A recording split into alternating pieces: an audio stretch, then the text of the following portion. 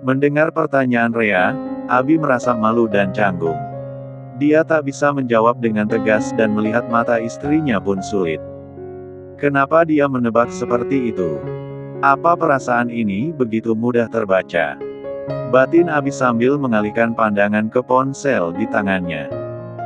Namun demikian, ia masih tetap menjawab Rea dengan tak mengakui apa yang sebenarnya dia rasakan.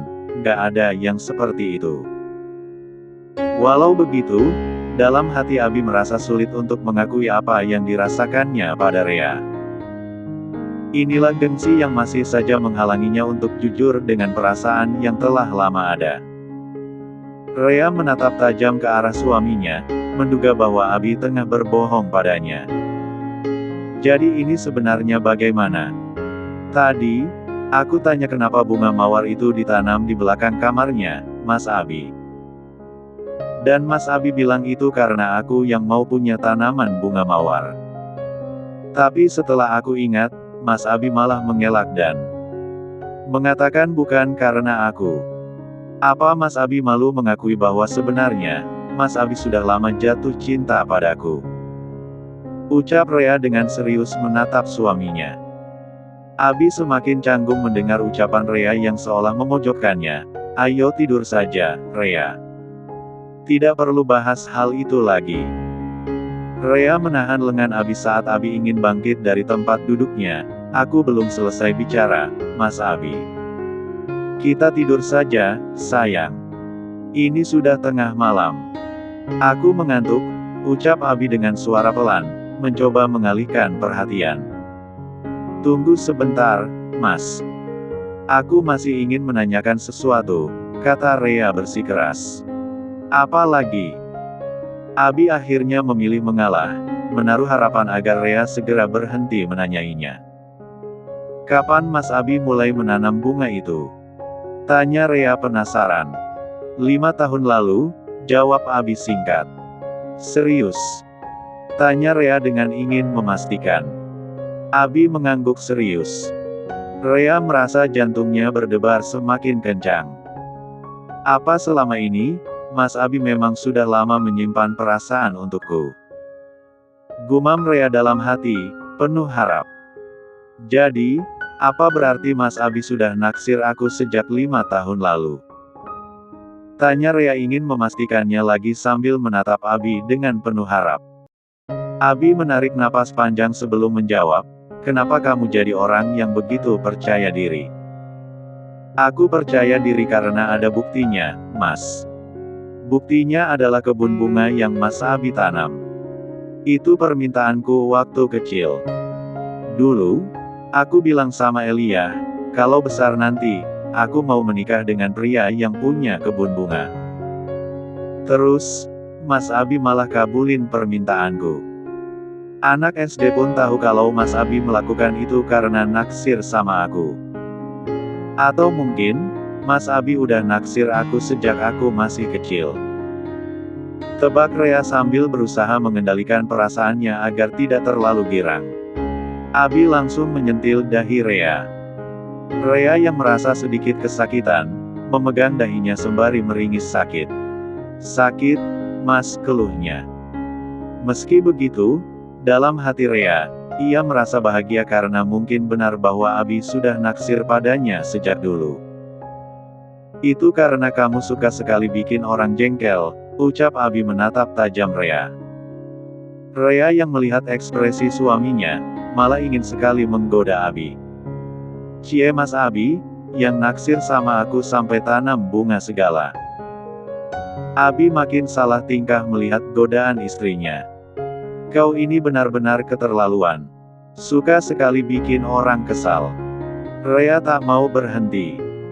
Ia menunjuk wajah suaminya yang tampak malu. Mas Abi kesal karena malu kan, ketahuan suka sama aku dari lama. Nggak ngangka deh kalau Mas Abi udah lama suka sama aku. Apa dulu, Mas Abi suka marah-marah sama aku, karena nutupin perasaannya Mas Abi sama aku. Abi, yang sudah tidak tahan, lantas mendorong Rea sampai posisinya berbaring di sofa. Hatinya berdegup kencang, cemas dan ingin melepaskan tekanan yang dirasakannya. Rea berteriak refleks saat tiba-tiba Abi memeluknya erat dan mencium lehernya dengan penuh perasaan. Rea merasa kaget, bingung, dan tak percaya apa yang baru saja terjadi. Di balik rasa kesal dan marah yang sering ditunjukkan Abi, ternyata suaminya itu menyimpan rasa sayang yang begitu besar. Beberapa jam kemudian, Abi dan Rea baru saja selesai sholat subuh. Rambut Rea masih basah hingga ia kembali lanjut mengeringkan rambutnya dengan hair dryer. Abi, yang masih memakai sarung sholatnya, duduk di sofa sambil memeriksa email sebelum keluar olahraga sebentar. Semalam, karena menghabiskan waktu bersama Rea, ia tak punya kesempatan untuk memeriksa pekerjaannya. Rea yang masih penasaran tentang masa lalu, mendekati suaminya setelah ia selesai mengeringkan rambutnya. Ia duduk di dekat Abi yang tampak serius. "Mas," sahut Rea dengan suara lembutnya. Abi tidak mengangkat wajahnya tapi ia tetap menjawab, "Kenapa?" Tanyanya dengan suara pelan. "Apa Mas Abi nggak pacaran dan nggak mau nikah karena aku?" Tanya Abi. "Iya." Abi membalas tanpa melihat Rea, bahkan ia tak tahu apa yang ditanyakan istrinya dan mengiyakan saja. Rea yang mendengarnya tersenyum senang tapi berusaha untuk tidak terlalu menunjukkan kegirangannya, dan ia ingin bicara lebih serius hingga ia mengambil tablet yang dipegang Abi. Abi akhirnya mengangkat wajahnya melihat Rea. "Ada apa?" "Aku mau bicara Mas," ucap Rea. "Oke, bicaralah." Sebelumnya Mas Abi bilang, kalau Mas Abi sudah lama menemukan aku tapi kenapa Mas Abi nggak temuin aku? Tanya Rea. "Karena aku pikir kamu sudah bahagia dengan keluarga barumu. Aku juga tahu kalau mereka adalah teman baik ayahmu. Makanya aku tidak ikut campur dengan kehidupanmu. Asal kamu bahagia, itu sudah cukup. Aku tidak menyangka kalau orang tua angkatmu ternyata tidak pernah membuatmu bahagia. Aku kurang perhatian dan terlalu naif. Seandainya, aku tidak melihat papa angkatmu di sebuah pesta yang coba bicara pada semua orang, aku tidak mungkin merasa aneh dengan dia," ucap Abi. "Jadi mulai saat itu Mas Abi mencari tahu papa dan mama?" Tanya Rea memastikan. Abi mengangguk. "Setelah tahu tentang mereka yang tidak pernah memperlakukanmu dengan baik, aku masih tidak bisa mengeluarkanmu dari sana, karena kelihatannya, kamu baik-baik saja. Bahkan ingin menikah. Aneh kalau aku tiba-tiba datang.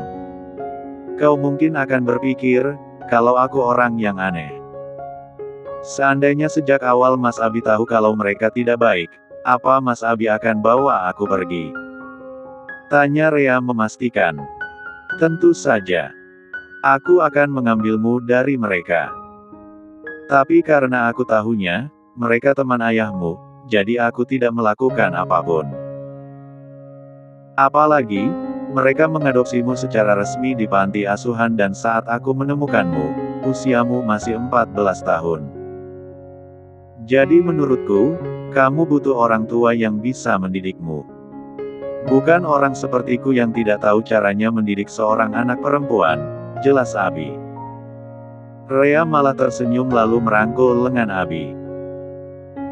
"Justru aku bersyukur, Mas Abi tidak merawatku, soalnya Mas Abi pasti menjadikan aku keponakannya Mas Abi kayak Estiana, dan sekarang, kita nggak akan jadi suami istri, tapi malah jadi ponakan dan paman. Jadi kau senang aku menikahimu?" Tanya Abi memastikan. Rea mendongak melihat suaminya lalu mengangguk. "Jadi, Mas Abi jangan merasa bersalah lagi karena tidak bisa membawaku pergi dari panti asuhan." Abi mengangguk dengan perasaannya yang terharu mendengar ucapan Rea. 2 jam kemudian, Abi berangkat kerja, sedangkan Rea ke butik bersama Julia, Nyonya Dayana, Eliah dan Budona untuk mencoba gaun pengantin serta gaun seragam yang nantinya akan mereka kenakan di pesta pernikahan Abi dan Rea. Di rumah Pak Farid, seseorang datang ke rumahnya membawa sebuah undangan. Bu Mega yang menerima undangan itu, segera membuka undangan tersebut. Matanya menyapu cepat isi undangan yang bertuliskan nama Rea dan Abi, dua nama yang sudah sangat familiar baginya. Tapi, ketika matanya tertuju pada bagian bawah undangan, wajahnya berubah drastis. Nama Budona muncul sebagai salah satu pengundang. Kaget dan tak percaya, Bu Mega duduk kembali di kursi ruang tamunya. Pikirannya melayang ke masa lalu. Tangan yang semula baik-baik saja, kini gemetar memegang undangan tersebut. Ia khawatir, dan takut dengan perbuatannya yang mungkin sudah diketahui oleh Bu Dona. Kenapa nama Dona bisa ada di sini? Jangan-jangan dia sudah tahu kalau Rea adalah anak kandungnya. Haruskah dia menghadiri pernikahan itu? Haruskah dia menghadapi masa lalunya? Hari ini, Rea ke butik bersama ibunya untuk mencoba gaun pesta pernikahannya yang akan dipakainya minggu depan. Ia datang bersama Bu Dona, Nyonya Dayana, Julia dan Elia yang ingin mencoba gaun seragam pesta yang mereka pakai di pesta tersebut. Rea berjalan masuk ke butik mewah itu dengan hati yang berdebar-debar. Cahaya dari lampu kristal yang tergantung di langit-langit butik menambah kilau pada gaun-gaun yang tersusun rapi di rak.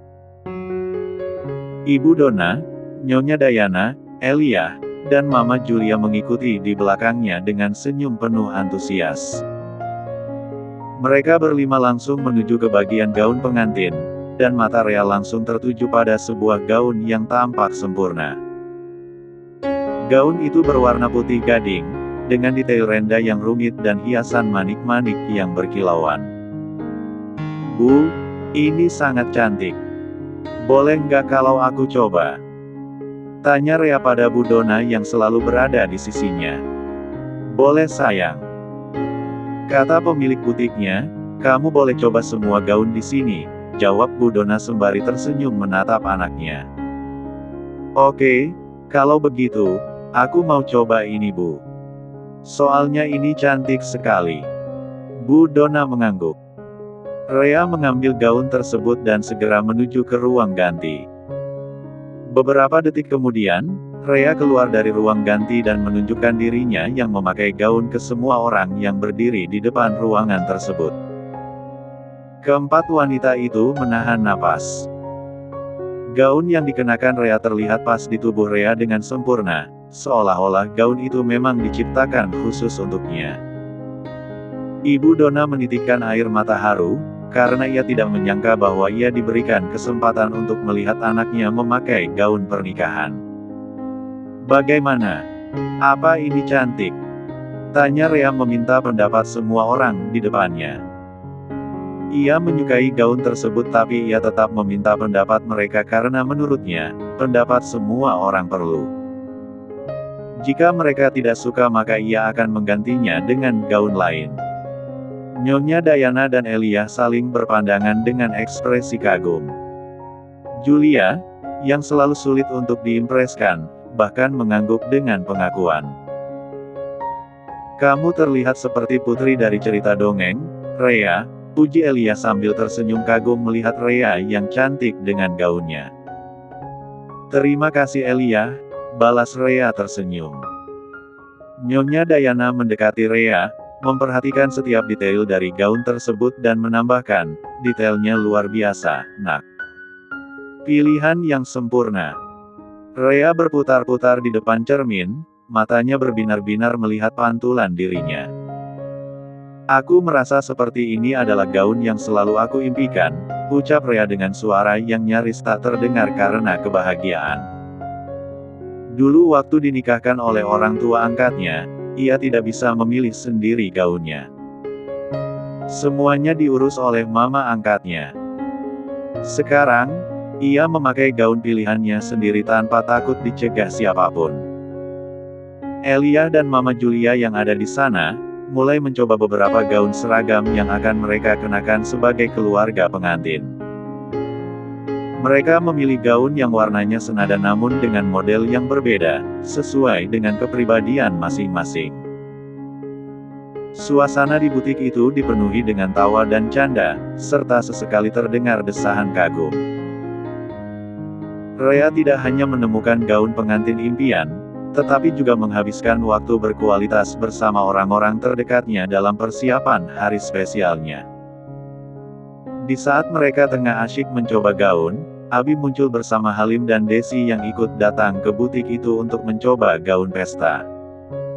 Di sini tidak cuma gaun pengantin saja tapi beberapa gaun pesta. Jadi, kamu boleh pilih gaun yang kamu sukai tapi tidak boleh lebih cantik dari istriku, ucap Abi pada Desi. Desi tersenyum mendengar ucapan atasannya. Tenang saja tuan. Saya tahu diri kok. Ingat, harus couple dengan suamimu, ucap Abi yang berniat membelikan gaun dan setelan jas pesta untuk asisten dan sekretarisnya. Siap. Terima kasih tuan. Desi tentu sangat senang mendengar hal itu. Ia pun menarik suaminya mencari gaun. Abi kemudian melangkah mendekati Rhea yang sedang memperhatikan Elia dan Mama Julia yang mencoba gaun pesta mereka. Kenapa kamu belum coba gaun pestanya? Tanya Abi dengan serius, menatap istrinya yang justru sibuk memperhatikan Elia dan Julia. Rhea terkejut saat mendengar suara suaminya, baru sadar bahwa Abi juga ada di butik ini. Loh, sejak kapan Mas Abi ada di sini? Bukannya Mas Abi ada pertemuan hari ini? Aku baru datang bareng Halim dan Desi. Pertemuanku tadi, aku tunda soalnya Halim bilang mau temani istrinya coba gaun pesta. Jawab Abi. Rhea menelan ludah, terkejut dengan jawaban suaminya, namun di balik kejutannya, ia tahu bahwa Abi datang bukan karena Halim dan Desi, melainkan karena dirinya. Jadi, kamu mau temani Halim, atau mau lihat aku pakai gaun pengantin?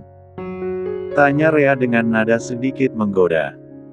Abi tersenyum kecut, kamu itu selalu percaya diri ya, ucapnya, masih menyangkal. Namun, Rhea merasa yakin bahwa Abi datang untuknya, soalnya, ini pertama kalinya, aku lihat Mas Abi tunda pertemuan demi Halim. Berarti Halim spesial banget ya buat Mas Abi, sampai tunda pertemuannya demi bawa Mbak Desi dan Tuan Halim ke butik, uap Rhea, percaya diri bahwa Abi datang untuknya, namun tetap mengiyakan ucapan suaminya dengan tersenyum. Abi diam saja tapi terlihat ia salah tingkah mendengar ucapan Rhea. Di saat yang sama, ponselnya berdering. Sebuah panggilan masuk dari Pak Baktianto. Rhea, aku keluar dulu. Mau bicara sama orang. Kamu di sini dulu, ucap Abi dengan serius.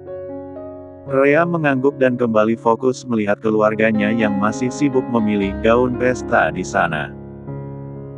Sementara Abi buru-buru menjauh dari sana lalu mengangkat panggilan dari orang tersebut. Beberapa menit kemudian, Rhea melangkah lembut menuju suaminya yang berdiri terpisah dari kerumunan keluarga mereka.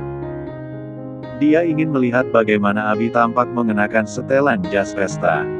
Mas Abi. Seruan Rhea membuat Abi terkejut dan cemas mendengar suaranya. Dengan gerakan yang tergesa-gesa, Abi segera menekan tombol end call pada ponselnya. Mas Abi, kenapa masih di sini? Tanya Rhea dengan rasa ingin tahu yang mendalam, sambil menyentuh lengan Abi. Abi mengalihkan pandangannya, mencoba menyembunyikan kegelisahannya. Oh, tidak ada yang serius, sayang.